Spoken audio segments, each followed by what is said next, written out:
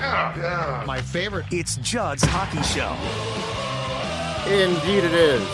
Judd's Hockey Show, which means it's time for Judd Zulgad. It's time for Declan Goff, and we are going to be talking about a variety of subjects today, including the win over the Capitals last night. We apologize to all of those who are now conditioned, and we really appreciate this, to say, is there a JHS immediately following the game? But Declan, you alluded to this. There is a reason why we didn't do an immediate post-game show. Sure.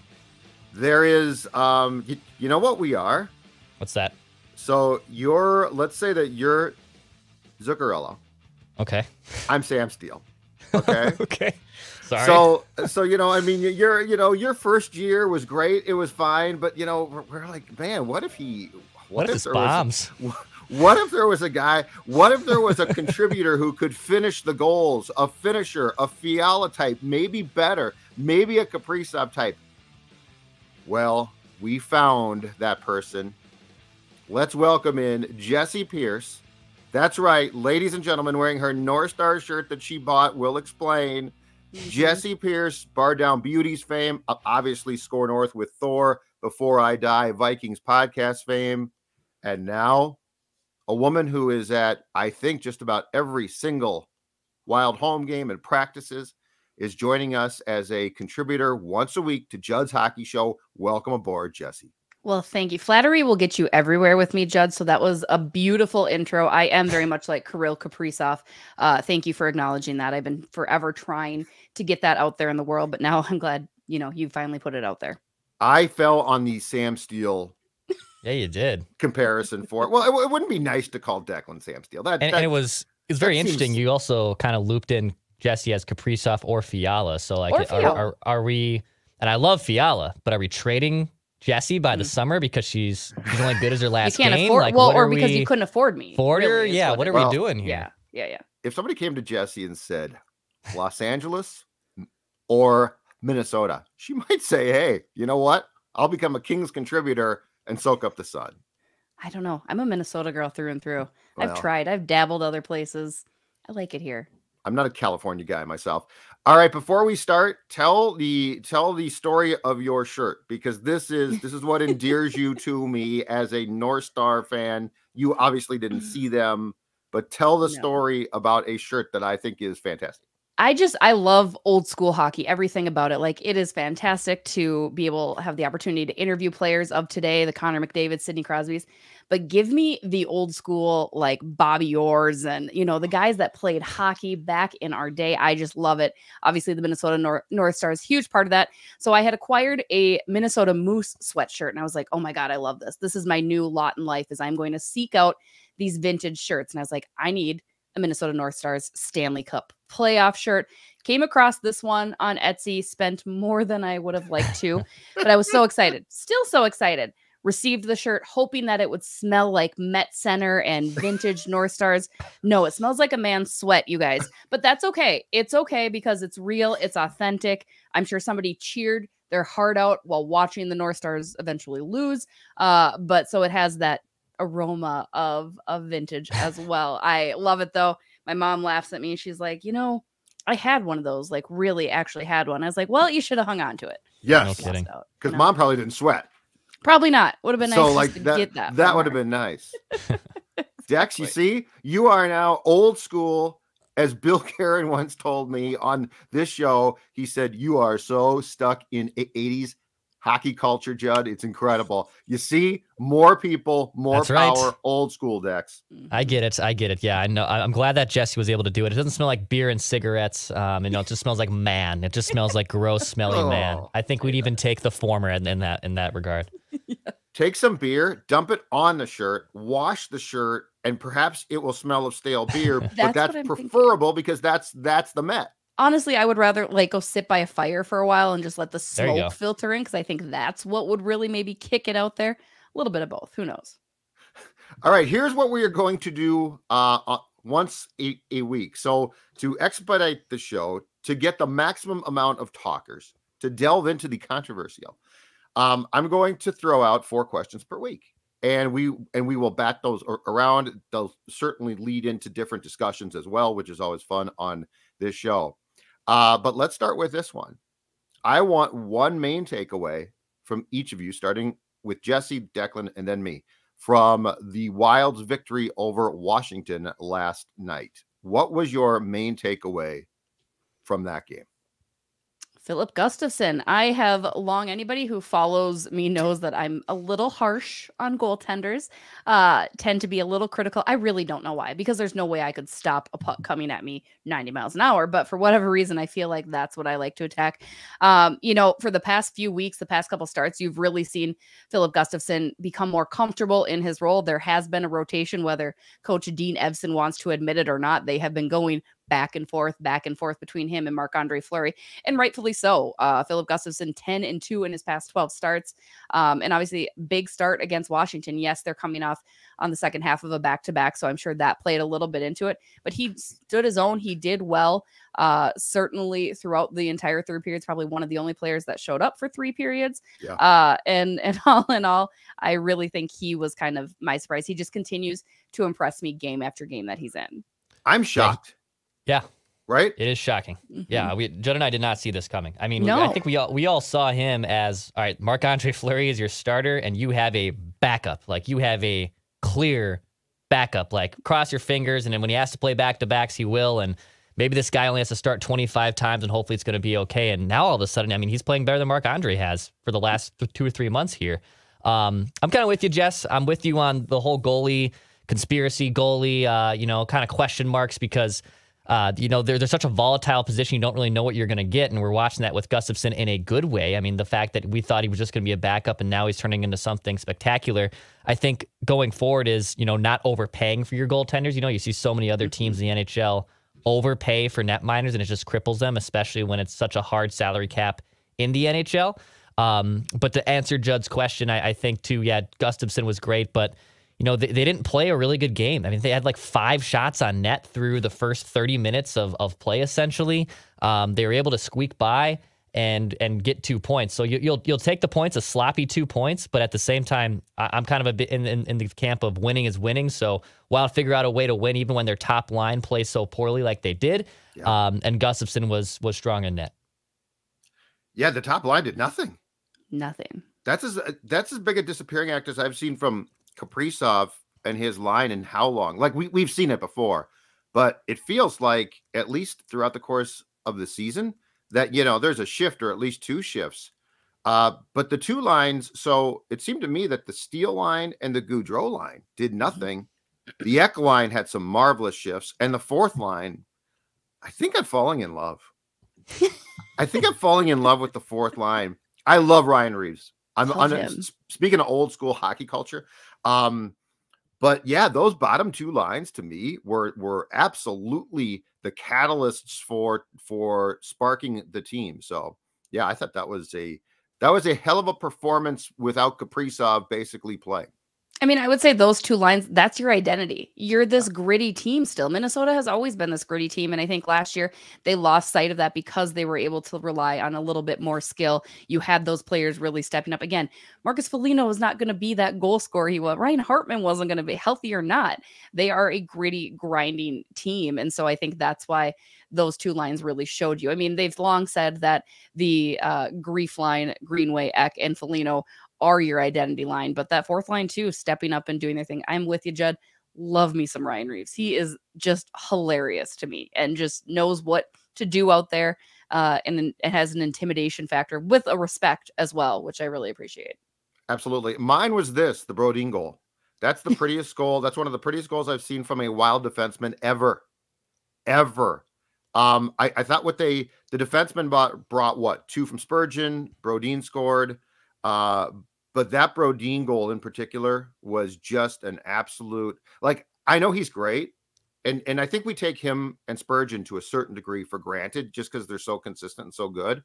But I saw that goal and thought, I'd like to see that a few times. Mm-hmm. Like, that was, speaking of Bobby Orr, Robert Gordon Orr, speaking of him, that was some Bobby Orr stuff right there. That goal to me stood out as what Brodin is capable of doing when he feels like it's not the right word, but when he is so inspired as to try that, he can do that. His skill, I think, is off the charts.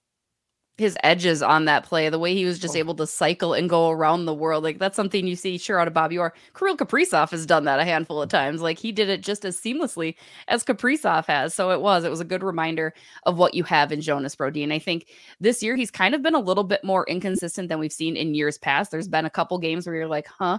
But at the end of the day, he is that mainstay blue liner that you really love and appreciate, who is able to jump into the play. But you said it there, Judd, him and Spurge, you're so comfortable with them. You know what they're capable of. They don't get the accolades nationally that maybe they would on a bigger market team, but they're two defensemen that you absolutely do not ever want to part with for if you're the Minnesota Wild. That leads into question 2. So Bill Guerin held a state of the team midseason press conference on Saturday, and was asked about the trade deadline, which is coming up on March 3rd. So here's the question: will the Wild make a trade by then, and will it involve Matt Dumba?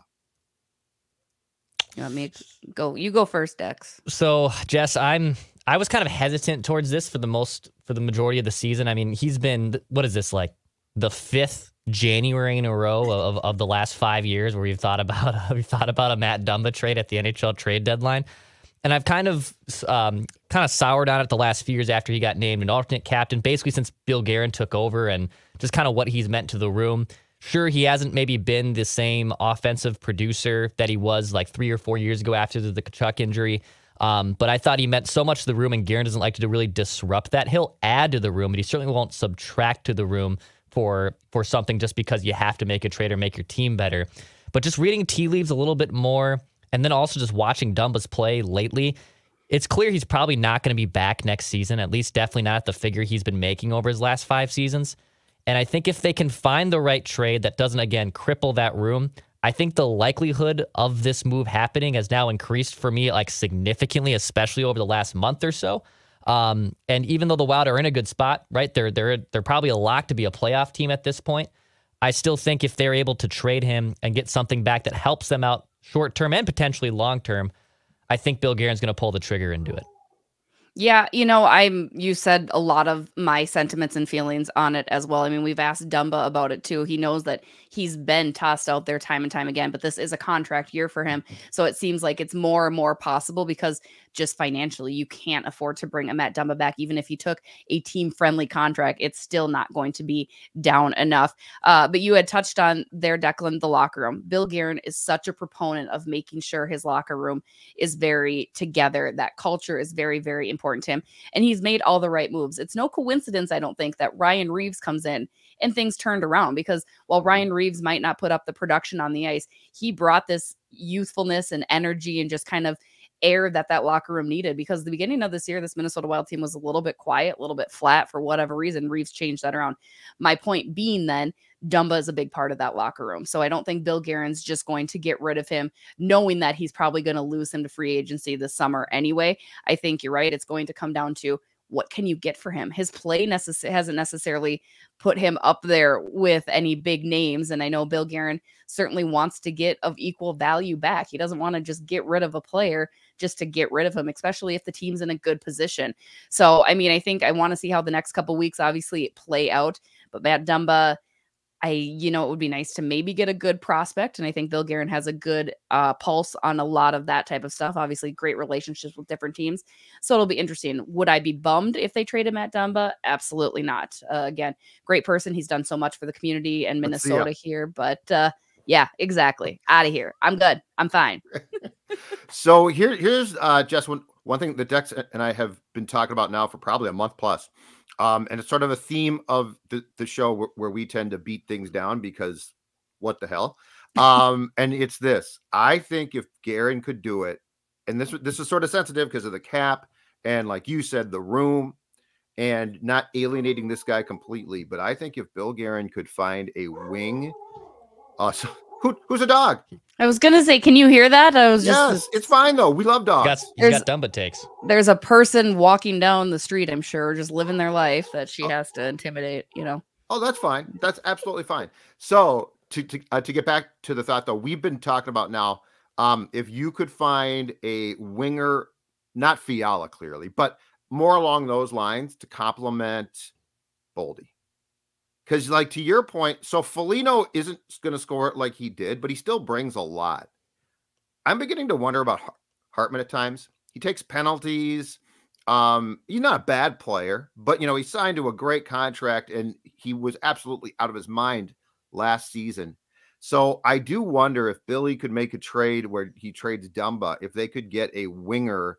Because I think in their world, agree or disagree, the centers are fine. The issue is Boldy has no one to complement him right now. And so you can't unlock him. So that's the thing where I think Guerin will privately continue to work the phones to see if it's possible. Because, and Guerin keeps saying now, after Matt signed the contract, that Boldy is a guy that likes to make plays. So here's my question. Who's he making them for right now? Look at you. It's so philosophical of you. But he's passing the puck to, I mean, God bless him. Gaudreau works his ass off, and he scores some goals, and he has some skill, but it's some skill. Mm-hmm. Ryan Hartman is, in my opinion, fallen off the face of the earth compared to last season, which does not shock me. So doesn't it make sense that you would try to get a complimentary piece for Matt, because Boldy wants to create plays, so let's give him somebody who can finish those plays? I certainly would. I don't want a defenseman back in a Matt Dumba trade. I think you've got Brock Faber, where depending on how long the Gophers go, you've got him down in Iowa. You still have Andre Schuster. They've got a couple other solid defenseman prospects. So I'm with you there, Judd, on the forward aspect of coming back in this trade. I think with Boldy, definitely he needs another player, better complementary. I think Freddie Gaudreau's done okay. Sometimes you see these hot flashes like, oh, maybe he is good. And then you're like, maybe he's just kind of there. But I think also a lot of Boldy being unlocked relies on Boldy. I think that's just his personality. He is just this quiet kid that he looks to make the play instead of shoot. He'd rather pass instead of take the shot. And some of that has to come from within too. So I think if he increased that, but you're right, who finishes it then, right? Or who is going to help him along? The problem is all of the forwards that I like on the market right now are the ones that are too expensive, right? Like you would love to see maybe a Brock Besser come home. I know people have their feelings on him, but I think you would completely unleash another animal if he was playing here at home close to his family. I don't want a JT Miller. Don't mind a Bo Horvat. But yeah, I think a forward is where they need to look. I think somebody, even if it's just for a rental, I'm okay with rentals. I used to hate them. I'm okay with them at this point, considering the cap position that they're at. So give me a good forward. You're right. Give me somebody that you can rely on. I wouldn't even mind moving Sam Steele out of that top center position, seeing somebody else up there. I know. I like Sam Steele, like what he's doing. I just would like to see him somewhere else. Dex, last the problem is can you find someone probably like on an entry level deal or a low level deal that we're sleeping on that we probably aren't talking about as much, like that's not a Bo Horvat, that's not a Brock Besser, that's someone that is probably being log jammed or just looking for a new opportunity. I mean, the Jacob Middleton trade, right? Like that came kind of completely out of left field. Like all of a sudden they got this great player who now is a mainstay on their blue line. And that's turned out to be a core player for them. Can they find someone on the offensive side that's probably in a similar vein, the one that we're not talking about as much, but could help unleash Fiala too? Because I don't think he'll just trade Dumba for prospects. He could do that if he got, obviously the right haul or the right high enough draft capital to do so. But I think it's improving this offense enough to make them a little bit better and deeper come playoff time. And if they can find someone like that, I think they'll pull the trigger to get everyone going. Because, I mean, look at how Boldy and Fiala had their chemistry last year. They both needed each other to a degree. And if they can find someone to complement Boldy a little bit more, or basically reap the benefits of Boldy being a playmaker, then that'll be a win for that line and for the Wild as well. One final tidbit too. The one thing you'd have to consider is who comes out then. If you do go and get another forward, who comes out of that lineup? They already struggled with having Mason Shaw come out because certainly he didn't necessarily deserve to come out, but every one of those got Connor Dewar, Brandon Duhaime. I mean, that's another thing that you'd have to think of is like what makes sense. Who sits, who's eating a hot dog up in the press box with us, who's not. You're right. All right, question 3. So Guerin said that his biggest surprise so far, halfway through, has been, not surprisingly, Gustafsson's play in goal. So taking Philip Gustafsson out of this equation, because it is an obvious one, who is your biggest surprise and who is your biggest disappointment as we have reached approximate halfway point of the season? Jesse? I'll start with my biggest disappointment, Jordan Greenway. Now, obviously, he has had some injuries that have certainly not allowed him to get up to speed. But I think you saw finally that look of Jordan Greenway possibly getting over that hump, finally becoming this player that they had projected him to be. And I see him reverting back to some of his old ways, his old tendencies on and off the ice. I'm disappointed. I wanted so much more for Greener. I think last year he came such a long way. I was so excited. I do still like how he's playing alongside Eric Sinek and Foligno, no doubt, no question at all. But I just think I'm meh. I'm very meh on him now. I'm very over it. I'm over kind of the experiment. I'm kind of done with he's going to get better, because I don't think he is. I think his latest injury too is one that's going to be incredibly hard for him to come back for at any point in his career. It was a very significant injury, one that's easily re-aggravated. So I think that's only going to continue to work against him. But just you've seen his work ethic get depleted as well a little bit, and I don't appreciate that. I wish more for him. My biggest surprise, it would have been Gus, because like you guys, I had said very hot-handedly, he's a bona fide backup. Like I came in this year thinking like, whatever, it's fine. Excuse me. But I would say my other biggest surprise would be Calen Addison. And maybe that's not as big a surprise for most people, because last year you saw those glimpses. There are people that are heavy in the prospect pool saying, hey, he's going to be great. But he is really freaking good, you guys. I mean, he quarterbacks that power play like he's been doing it for years. He's shooting the puck more too, which I think is great. He is one of the best rookie defensemen, if not the best rookie defenseman in the league right now. So I think Calen has really even surpassed some of the expectations I had for him this year. And it's been really exciting and fun to watch. I'll give you a little weird one for biggest surprise, and it's a surprising biggest surprise, but how much Joel Eriksson X game continues just to increase even more. So this was a guy who I thought was a really good grinder player. And in fact, when he was taken, I believe, right ahead of Brock Boeser, and Boeser burst on the scene right away, we all kind of thought, oh, we wasted an opportunity, right? Local kid, he's scoring big-time goals with Vancouver.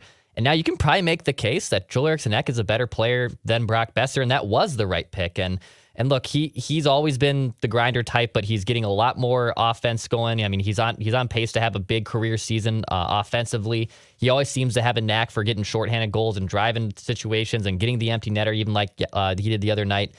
I think even his game blossoming from an offensive standpoint is great to see, because he's always going to be gritty and grindy and get, those goals in front of the net, but he's actually showing a lot more skill and a lot more surprise than I ever thought he would. And it's a good thing for the Wild. It's hard to find centers like this. I mean, he's basically kind of been people always thought a diet Mikko Koivu from his production and how he plays on the ice.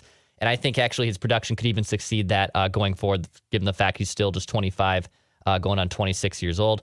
I think biggest disappointment for me, probably Greenway. You could even loop Foligno into that to a degree. You knew the regression was coming. I was kind of with you too, Jess. I was telling Judd that for the last year and a half, that a guy who's shooting like at a 30% shooting percentage, who doesn't shoot the puck. I mean, unless you're shooting at a healthy, consistent amount, you can have a balloon shooting percentage, but that was something that just wasn't sustainable.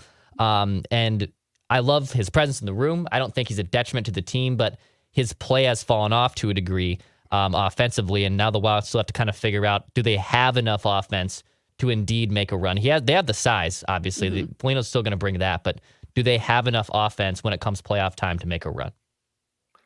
Disappointment for me is simple. Hartman. He got hurt, but I mean, his play, we knew it was going to regress. I mean, Deck spent entire last year basically saying Foligno and Hartman are like, enjoy this because it's not going to last. But I mean, I still think Foligno serves his purpose. Hartman's taking penalties that are, I mean, the coach thought about benching him at one point. I didn't think he was as good as he was last season, but I thought there was like somewhere in between. And I feel like we're too far. I would have no problem replacing him on that line. And like with Marcus, I ain't replacing him. So Hartman's my biggest disappointment. My biggest surprise should probably be Sam Steele, but it's not. It's Ryan Reeves. Mm-hmm. I had no idea what he was. Like, I knew he was a old school tough guy, enforcer type, which basically don't exist now. But here's the thing that has really pleasantly surprised me. He cannot finish to save his life. He can't score. Like he turns into hands of stone. But I thought he was like that all the time. He actually has a good feeling. He has good hockey sense. Like, he makes some plays. Now, when the puck is in front, he's sort of hopeless. But like you watch him in neutral, Jesse, or you watch him in the defensive zone or going into the offensive zone, Ryan Reaves has a far more complete game because I thought he would be a guy who, if you were playing a certain opponent, would be really scratchable. Like, no problem. Mm-hmm. I've changed that. I think he can play. I think he plays a complete enough game. And then to your point from before, Jess, he brings so much to the room, to the bench. He's such a character, but he has control of things. I have been actually very, very shocked by a guy that we had seen play for the Blues and the Golden Knights and the Rangers. I've been shocked at how little we knew about his game. And when you watch him, the appreciation that you gain for Ryan Reaves' game. For as big as he is too, he can move. Like I'm very impressed by that aspect. I'm like, you're a big boy out there, and he can skate up and down the ice pretty quickly. And yeah, his personality. I am the unofficial president of the Ryan Reaves fan club. If you guys would like to join, because he just cracks me up. Like him, Matt Boldy, when he signed his contract earlier this week, Ryan Reaves was in the background just yelling 49 sheets and just like chirping him the whole time with enthusiasm. Like it's easy to see why the team loves him. He's been a great, surprising, you're right, Judd, a surprisingly great addition to the squad. All right, last thing before we wrap this up, and this is actually a league-wide thing. Connor McDavid said he would like to see the league go to 10 minutes of 3-on-3, eliminate the shootout, and if you are tied after 10, which you probably won't be most of the time, obviously, it is a tie.